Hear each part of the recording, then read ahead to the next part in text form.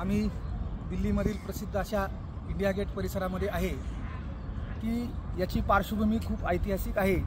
India गेटच्या समोरच स्वातंत्र्यवीर नेताजी सुभाषचंद्र बोस यांचा भव्य पुतळा या ठिकाणी उभारलेला आहे।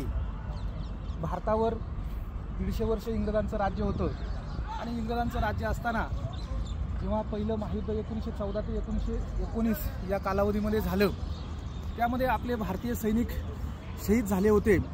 तसेच तिसरं अफगाण युद्ध, यातही अनेक भारतीय सैनिकांना आपल्या प्राणाची आहुती द्यावी लागली होती आणि त्यांच्या स्मरणार्थ हे ब्रिटिश सरकारने भव्य असं इंडिया गेट स्मारक उभारलं आणि ते आपल्या राष्ट्राला समर्पित केलं। येथूनच राजपथावरील भव्य असं संचलन होतं।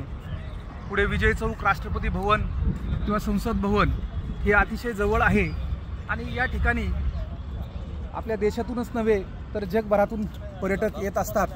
अतिशय निसर्गरम्य हा परिसर आहे।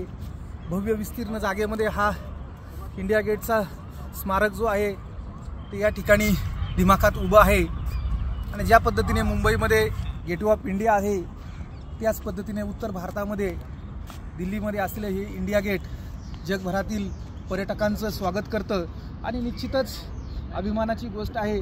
या ठिकाणी आल्यानंतर मनाला अतिशय समाधान आणि आनंद वाटतो आणि खरोखरच दिल्ली शहरामध्ये ह्या ज्या भव्य वास्तू आहे याचं आज आपण जी स्थिती आहे ती अतिशय उत्तम दर्जाची आहे आणि दिल्ली सरकार असेल किंवा केंद्र सरकार असेल, या ठिकाणची सर्व जी व्यवस्था आहे, दिल्ली पोलीस असेल, अतिशय व्यवस्थितपणे करीत आहे आणि पर्यटकांना या ठिकाणी निश्चितच आल्याचं समाधान भेटतं।